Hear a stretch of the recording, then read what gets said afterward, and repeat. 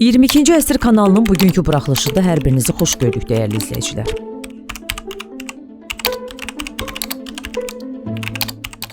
Ermənistan xarici siyasətində kəskin regional dönüşlər edir. İrəvan və Vaşinqton hazırda TRIP layihəsinin parametrləri, o cümlədən dəmir yolu komponenti üzrə birgə araşdırmalar aparır.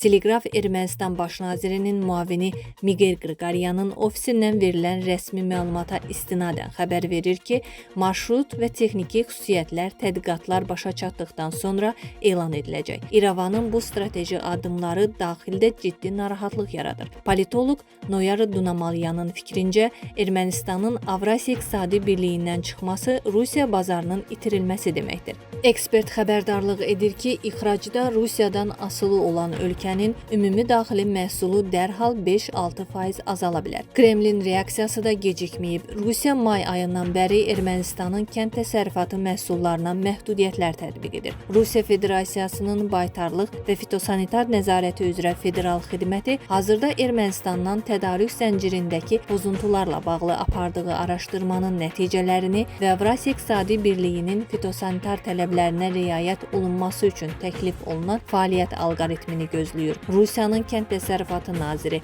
Oksana Lut bildirib ki, bazara bərpa yalnız Moskvaya tabe olan standartlara riayət edildiyi halda mümkündür. Ermənistan-Rusiya xəttində gərginlik dərinləşərkən İranda daxili siyasi və hərbi böhran daha təhlükəli müstəviyə keçir. Regional hərbi ritorikanın kəskinləşməsi fonunda radikal qüvvələr yeni hakimiyyəti hədəf alır. Ali rəhbər Əli Xameyniyə yaxın Keyhan qəzeti ABŞ ilə əldə olunan anlaşma memorandumunu sərt pisləyib. Nəşr bu sənədi kağız parçası adlandıraraq Prezident Məsud Pezeşkiyan və parlament sədri Məhəmməd Baqir Qalibafın onu qürurverici adlandırmasını kəskin şəkildə tənqid edib. Mühafizəkarlar vurğulayırlar ki, bu razılaşmaqda israr etmək düşmənə zəiflik mesajı göndərməkdir. Daxili çəkişmələr fonunda İran hərbi elitası qərbə qarşı təhdidləri artırıb. Financial Times yazır ki, müharibə genişlənərsə İran, Bolqarıstan və Kiprdə Amerikanın hərbi hədəflərinə hücum etməyi,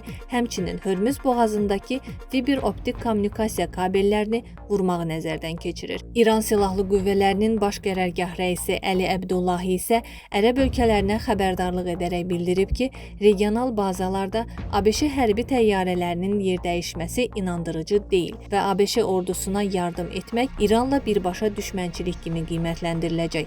Qafqaz və İran ətrafında gərginliyi artarkən Suriyada da gözlənilməz hərbi toqquşma baş verib. İsrail ordusu avqustun 18-də Suriyanın İbdil vilayətində yerləşən Əbi Duhur hərbi aerodromuna azı 8 bomba ataraq uçuş enmə zolaqlarını vurub. Axios yazır ki, Tel Aviv bu zərbələr barədə Ağ Evi əvvəlcədən məlumatlandırıb. İsrail rəsmiləri məqsədin Türkiyənin həmin bazaya müasir silahlar göndərməsinin və bölgədə hərbi mövcudluğunu genişləndirməsinin qarşısını almaq olduğunu bildiriblər. ABŞ prezidenti Donald Trump isə bu zərbələrdən bir neçə saat əvvəl Recep Tayyip Erdoğanla telefonla danışsa da, məsələnin müzakirə edilib-edilmədiyi məlum deyil. Ankara iddiaları kəskin təkzib edib. Türkiyə rəsmisi bəyan edib ki, sözügedən bazada Türkiyənin hərbi gücü yoxdur və İsrail qonşu ölkələri bombalamaq üçün sadəcə bəhanələr uydurur. Vaşinqtondakı bəzi mənbələr isə bu qəfil hava kampaniyasının İsraildə oktyabrda keçiriləcək parlament seçkiləri